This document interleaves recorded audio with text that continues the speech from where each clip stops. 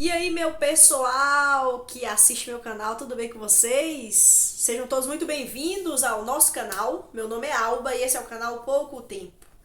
Estamos estudando sobre o casamento, um tema muito relevante, importante, que todos nós precisamos estudar. E vocês sabem que eu tô trazendo aqui as devocionais, um resumo, uma apresentação a respeito dos capítulos deste livro. Vale muito a pena. Vale a pena você achar esse vídeo também, então fique aí, tá bom? Eu peço a você, claro. Peço também que você se inscreva no canal, e vai ser muito legal. Ative o sininho, compartilha. Essa música ficou triste, né? É que eu tô cansada. E vindo pra casa há pouco, eu ando de moto, né? E aí eu passando ao lado de uma quadra, a quadra tem alambrados, mas em cima é aberto. E aí uma bola voou de lá. Quando eu vi aquela bola estar vindo na minha direção, achei que eu ia cair. E ela bateu com tudo no farol da moto. Quebrou, arrebentou o farol da moto. Tomei aquele velho susto para aumentar o meu estresse. Então, só por essa história dramática, vale a pena então você se inscrever, compartilhar, dar o like, porque com certeza vai ser bom esse vídeo. Se não for bom, então você tira o like ou então não dá o like, né? Espera até o final para ver se vale a pena mesmo. Mas o assunto do casamento é algo muito importante de nós meditarmos, casados, solteiros, qualquer faixa etária. Nós precisamos fazer uma reflexão e compreender o porquê do casamento, né? Deus que criou o casamento. Por quê? Quais são as implicações do casamento? E o que esperar do casamento? E aí, nesse capítulo que eu vou apresentar aqui, que é o capítulo 2, fala o poder para o casamento. Qual é o poder para o casamento? E aí ele começa com Efésios capítulo 5, versículo 21. Diz assim: sujeitai-vos uns aos outros no temor de Cristo. E aí ele começa a falar sobre, o autor, né, Paulo, trazendo a palavra de Deus, ele começa a falar sobre como a mulher deve agir, como o homem deve agir, e agindo dessa forma glorificam a Deus. Só que antes desse versículo tem um outro que é muito importante, e aí Tim Keller, né, que escreveu o livro, traz pra gente uma informação interessante, porque uns versículos antes, a palavra de Deus diz o seguinte: não vos embriagueis com vinho onde há dissolução, mas enchei-vos do Espírito. E aí, esse capítulo ele é muito rico, mais uma vez, eu não vou falar sobre tudo, mas o que ele traz pra gente é essa prerrogativa de que, antes de qualquer coisa, nós precisamos ser cheios do Espírito Santo. Há um idealismo no ambiente cristão de como o casamento deveria ser. Mas na prática, conversando com a pessoa, assim, cara a cara, a pessoa fala: mas isso aqui não funciona.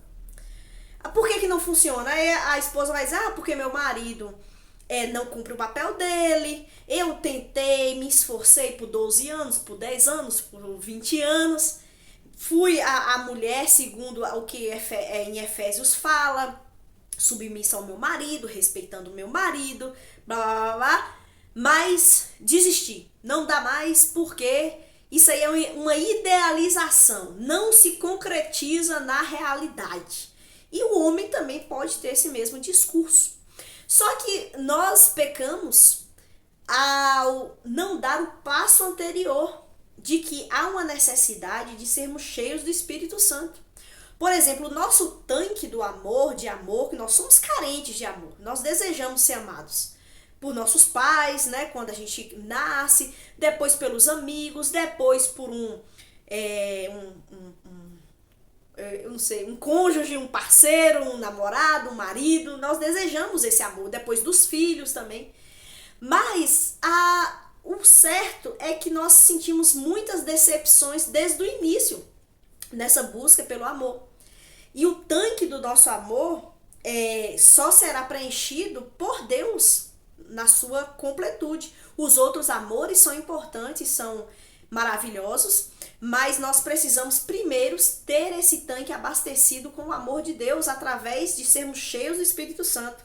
Aí Tim Keller fala aqui na página 67.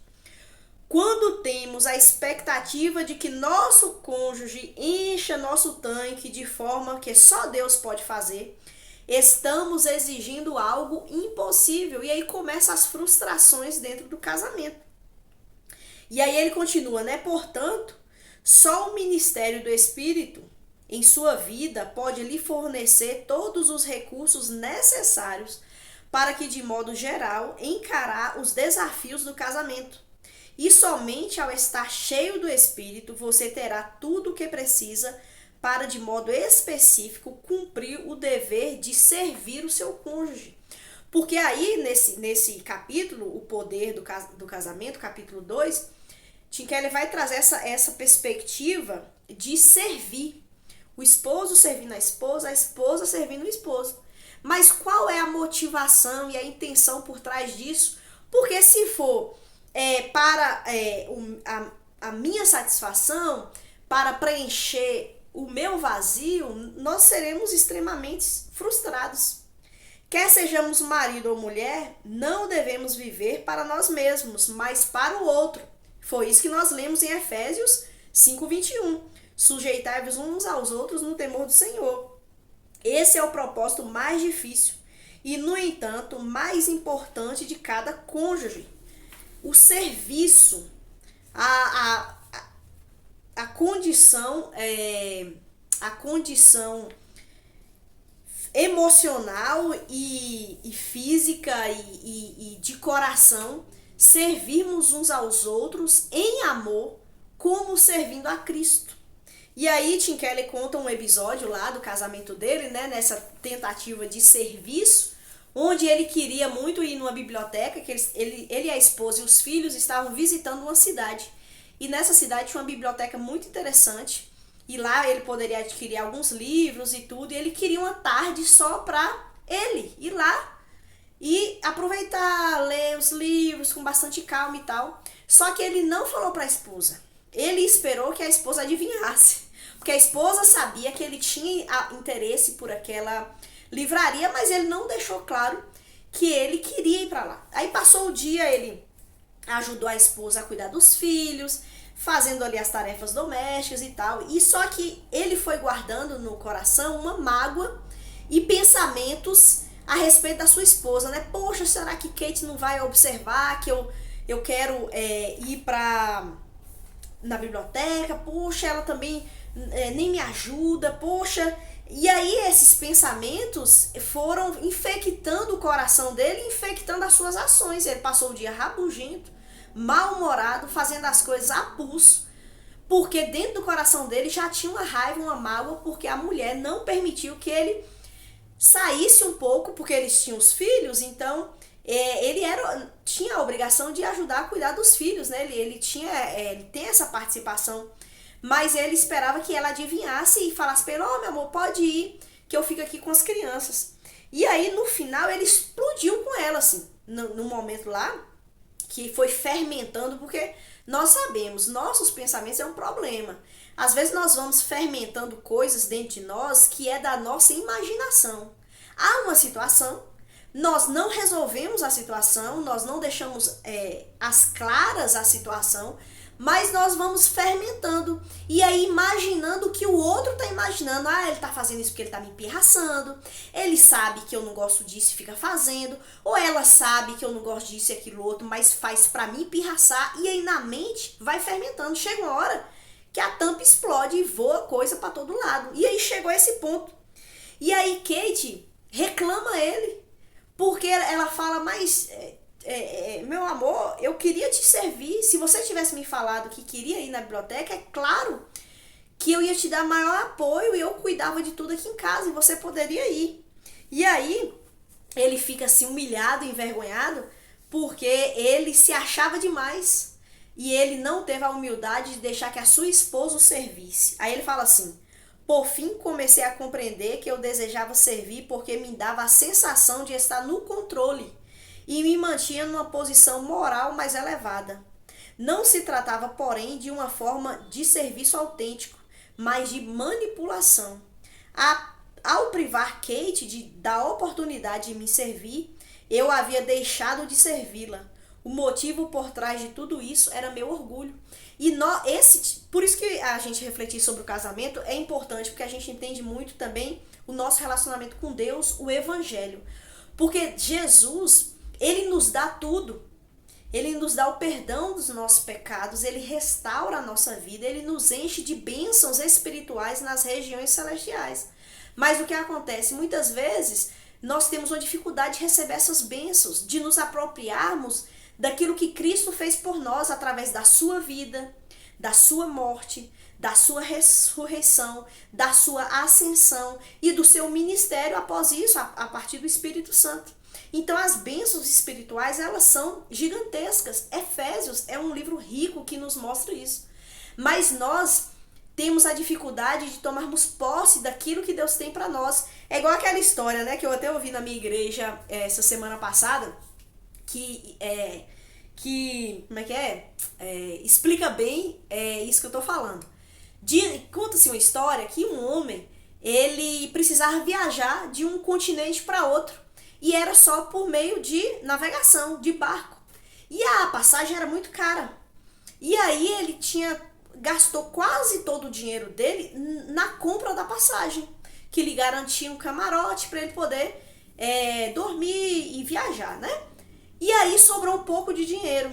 Ele sabia que ele não ia ter condições de pagar as refeições dentro do navio. Então o que ele fez? Ele foi lá, comprou um monte de biscoito, comprou um monte, o tanto que ele conseguiu comprar com aquele resto de dinheiro, e ele levou para dentro do seu camarote. Pensou assim, não, durante a viagem, vai ser a viagem de algumas semanas, eu aguento passar comendo esse biscoito aqui, não vou morrer de fome, chegando lá no meu destino, aí eu arrumo um trabalho, como uma comida melhor. E aí diz que no primeiro dia café da manhã era biscoito, almoço biscoito, jantar biscoito. No terceiro dia, mesmo cardápio. Biscoito, biscoito, biscoito. No terceiro dia, biscoito, biscoito, biscoito. Na primeira semana, ele já estava não aguentando mais comer tanto biscoito. Na segunda semana, ele estava ripunando o tal do biscoito, porque era só isso que ele tinha para comer. E ele não estava suportando mais, para não morrer de fome, então, quando não dava mais, ele ia lá e comia o biscoito. E assim passou-se as semanas. Faltando 2 dias, 3 dias para chegar ao destino, na hora do jantar, ele se dirigiu até o camarote dele para comer biscoito. E aí ele encontrou, no meio do trajeto, ele encontrou um tripulante que disse para ele assim, senhor, você tá com a gente no barco? Ele, sim, eu comprei a passagem, tô no camarote e tal, desde o início. Ele, e por que eu não vejo o senhor lá no refeitório, fazendo as refeições com a gente?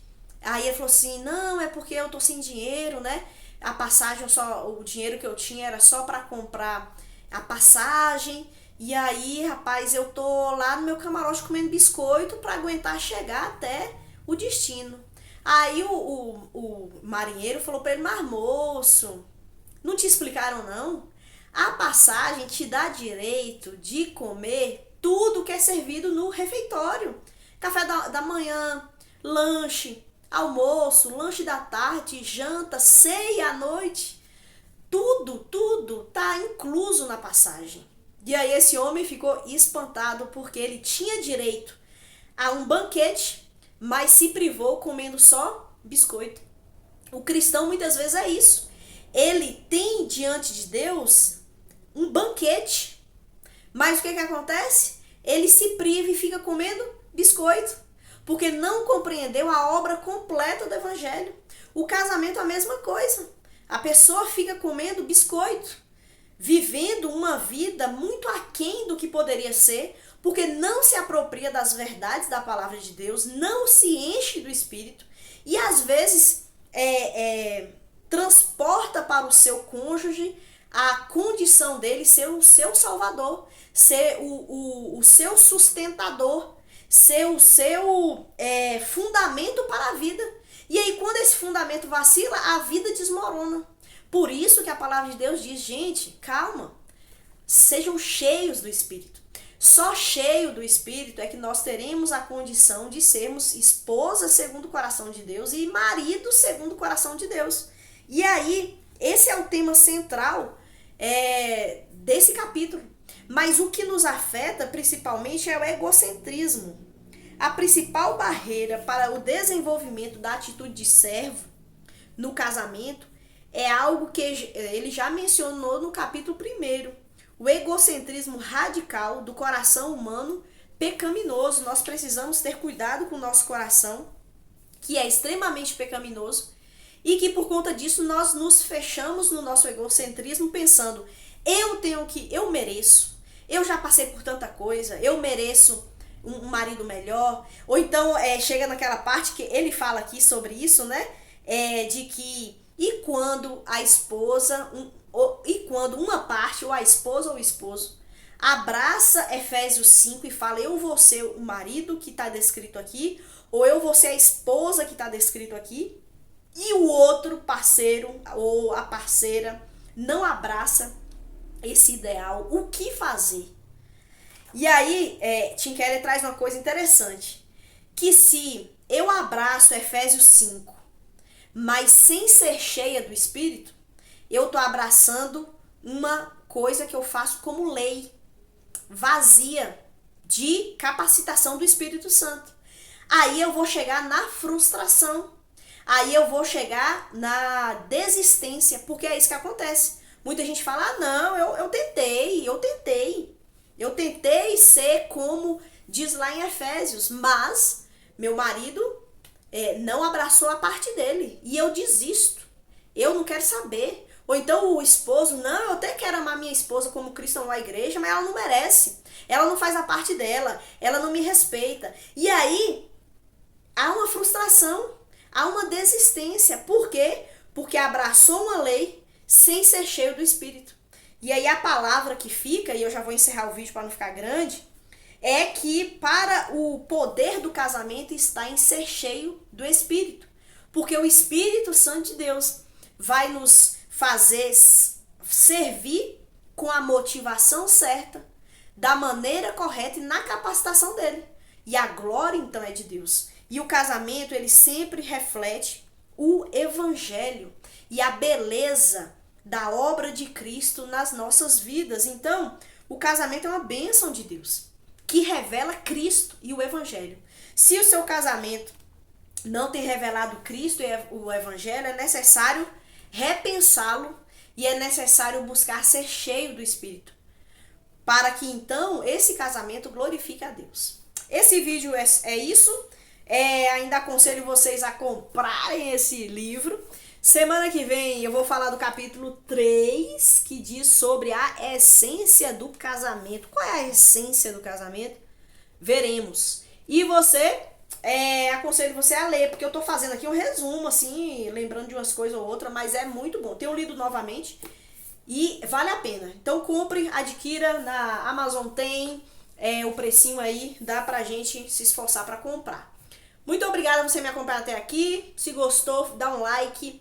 Se gostou, compartilha para os casais que você conhece, ou para o seu marido, ou para os solteiros da sua igreja, porque se nós tivermos uma visão melhor do casamento, sem dúvida nenhuma, a nossa visão será melhorada a respeito do Evangelho e vice-versa. Deus abençoe sua vida, muito obrigada e até a próxima.